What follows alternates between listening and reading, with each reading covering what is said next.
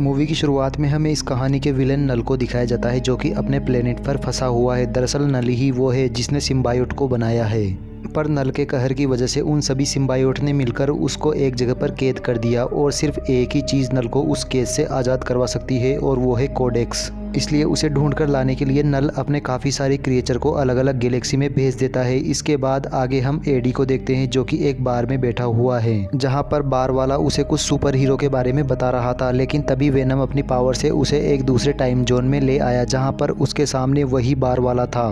वहां पर आते ही वेनम एडी के लिए एक और ड्रिंक बनाता है। तभी एडी देखता है कि टीवी पर उसकी ही न्यूज़ चल रही थी, जहां पर उसे पुलिस ऑफिसर पैट्रिक की मौत का जिम्मेदार ठहराया जा रहा था। यह देखकर एडी को अब समझ में आ जाता है कि अब वह अपने घर वापस तो बिल्कुल नहीं जा सकता, इसलिए वह दोनों न्यूयॉर्क जाने का प्लान बनाते हैं। बाहर से निकलने के बाद दोनों एक ऐसी जगह पर पहुंच गए जहां पर कई सारे कुत्तों को अगवा किया हुआ था। एडी और वेनम भी उन्हें बचाने के लिए वहां पर पहुंच जाते हैं। तभी वहां पर कुछ आदमी भी आ जाते हैं और उनका लीडर एडी को वहां से जाने के लिए कहता है। अब यह सुनकर एडी भी सभी को चेतावनी देता है कि इन कुत्तों को छोड़ दो, नहीं तो तुम्हारे साथ बहुत बुरा होगा। मगर वह आदमी पीछे नहीं हटते। फिर इसके बाद वेनम भी अपने असली रूप में आ गया और एक एक करके उन सभी लोगों को मार देता है। इसके बाद एडी उन सभी कुत्तों को आज़ाद करके वहां से चला जाता है, मगर उसके पीछे वहां पर नल का भेजा हुआ क्रिएचर भी आ जाता है। दरअसल यह क्रिएचर वेनम को तभी ढूंढ सकते हैं जब वह अपने असली रूप में हो। अब क्योंकि एडी नॉर्मल हो गया था, इसलिए वह क्रिएचर उसे पकड़ नहीं पाता और वहां से चला जाता है। उधर ऑफिसर रेक्स को दिखाया जाता है, जो कि वहां पर एडी के बारे में कुछ पूछताछ करने के लिए आया था और वह उस बार वाले को अपने साथ ले जाता है। इसके बाद हमें एरिया 51 को, अब यह एरिया कुछ ही दिनों में बंद होने वाला है।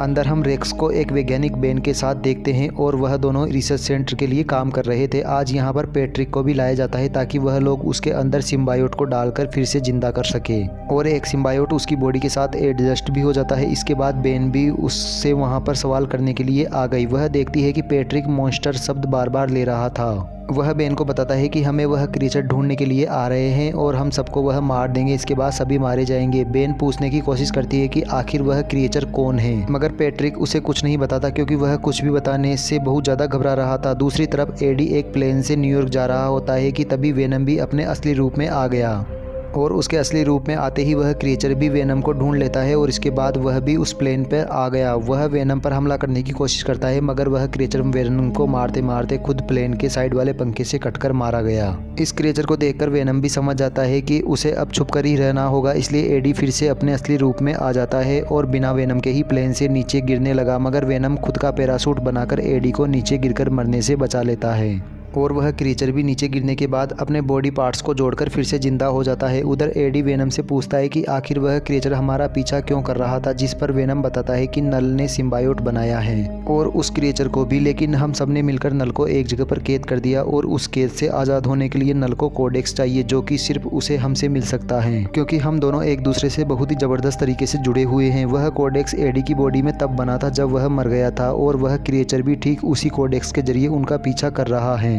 वेनम आगे उसे बताता है कि जब तक हम दोनों में से एक भी जिंदा है तब तक कोडेक्स भी जिंदा रहेगा, लेकिन अगर हम दोनों में से कोई भी एक मरा तो उसके साथ ही कोडेक्स भी ख़त्म हो जाएगा और नल कभी आज़ाद नहीं होगा।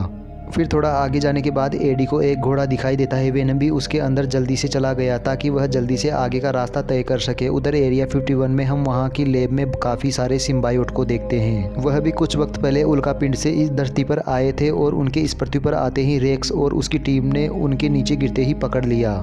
उधर एडी और वेनम एक नदी के पास रुक जाते हैं जहां पर रेक्स भी उन्हें ट्रैक करते हुए आ गया था। ऑफिसर अपनी गन से बहुत ही जोर से आवाज़ करते हैं, जिस वजह से वेनम एडी से अलग हो जाता है और दोनों ही पानी में गिर जाते हैं। अब ऑफिसर भी उनके पीछे पीछे पानी में कूद जाते हैं। दरअसल वह सिर्फ वेनम को पकड़ना चाहते थे, इसलिए उन्होंने वेनम को एक जाल में फंसा लिया, लेकिन वह एक मछली में जाकर उनसे बच जाता है। उधर एडी भी एक झरने से नीचे गिरने ही वाला होता है कि तभी वेनम भी एडी के अंदर जाकर अपने लोकेशन का पता चल जाता है और वह भी वहाँ पर आ जाता है, लेकिन उसके आते ही वेनम फिर से एडी के अंदर छुप गया। अब ऑफिसर उन क्रिएचर पर गोलियां चलाते हैं, मगर उन गोलियों का उस क्रिएचर पर कोई भी असर नहीं होता और वह क्रिएचर उन सभी को खा जाता है। उधर खड़ा रेक्स भी यह सब देख रहा था। उधर रिसर्च लैब में बेन पैट्रिक को बताती है कि तुम जिस मॉन्स्टर की बात कर रहे थे वह आ गया है।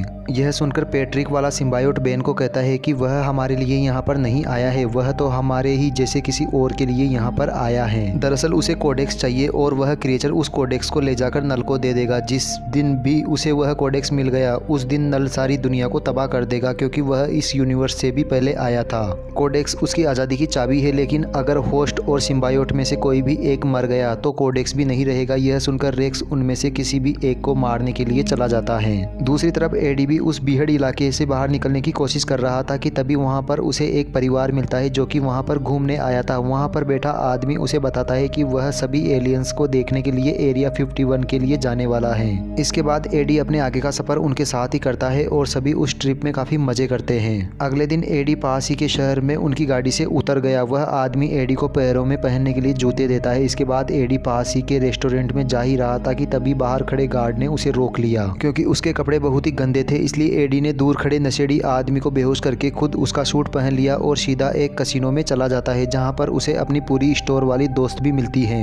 एडी से ज़्यादा तो वेनम उसे देखकर खुश होता है क्योंकि दोनों में काफ़ी अच्छी बनती थी। इसके बाद वह एडी को ऊपर ले गई। वह वेनम को अपने साथ नाचने के लिए कहती है। अब वेनम भी उसके साथ नाचने के लिए अपने असली रूप में आ गया, यह जानते हुए भी कि वह क्रिएचर यहाँ पर आएगा, और ऐसा ही हुआ। वह क्रिएचर भी वहाँ पर थोड़ी ही देर बाद आ जाता है, लेकिन उसके वहाँ पर आते ही वेनम एडी की बॉडी के अंदर छुप गया, इसलिए वह क्रिएचर उन्हें देख नहीं पाता और वहाँ से वापस चला जाता है। तभी वहाँ पर रेक्स के भेजे हुए सोल्जर भी आ जाते हैं, जिन्होंने वेनम को एडी की बॉडी से बाहर निकलते ही अपने एक कैप्सूल में डाल लिया और एडी को बेहोश करके अपने साथ एरिया 51 में ले जाते हैं। आगे होश आने पर एडी देखता है कि वहाँ पर तो पैट्रिक अभी भी जिंदा था। इसके बाद पैट्रिक के अंदर वाला सिम्बायोट अपने असली रूप में आ गया।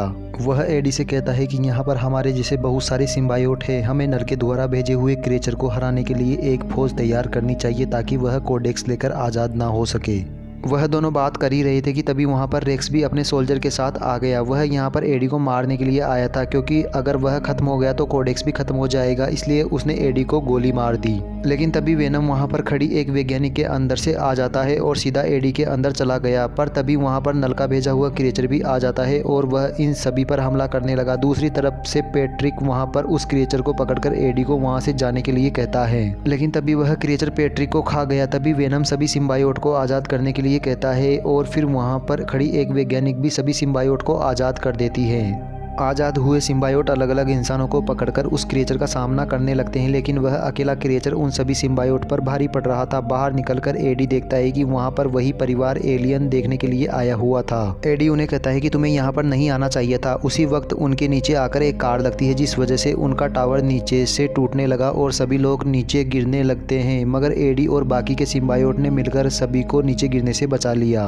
उधर वह मरा हुआ क्रिएचर फिर से ठीक हो जाता है और बहुत ही अजीब तरीके से आवाज़ निकालने लगता है। उसकी यह आवाज़ डार्क वर्ल्ड तक नल के पास भी पहुंच रही थी, इसलिए वह अपने कुछ और क्रिएचर को कोडेक्स लाने के लिए भेज देता है। थोड़ी देर बाद वह देखते हैं कि वहां पर कुछ पोर्टल खुलते हैं, जिसके अंदर से बहुत सारे और क्रिएचर भी वहां पर आ गए। वह सभी क्रिएचर एक एक करके सिम्बायोट को खत्म करने लगते हैं। उधर बेन उस सारी फैमिली को सही सलामत उसकी वेन के पास छोड़ देती है। एडी भी अपनी बाइक से उन क्रिएचर को मारने की कोशिश करता है और उसने हेलीकॉप्टर की ब्लेड से एक क्रिएचर का गला काट दिया। एक दूसरी सिम्बायोट भी दूसरे क्रिएचर के पंखों को काट कर रेक्स को उससे आज़ाद करवा लेती है। अब एडी को भी उन क्रिएचर ने काफ़ी घायल कर दिया था और एक क्रिएचर एडी को खाने ही वाला होता है कि तभी उस वेन वाले आदमी ने आकर उस क्रिएचर का भेजा ही उड़ा दिया। वेनम भी घायल एडी को एक सुरक्षित जगह पर ले जाता है। बाहर वह क्रिएचर भी उन्हें ढूंढ रहे थे। वेनम और एडी को एक बात तो साफ पता चल गई थी कि अगर उन्हें रोकना है तो उनमें से किसी एक को तो मरना ही होगा, इसलिए वेनम अपना असली रूप लेकर बाहर आ जाता है और उसने सभी क्रिएचर को अपने अंदर समा लिया। वह सभी क्रिएचर को अपने सामने खतरनाक एसिड के नीचे ले जाकर मारना चाहता था।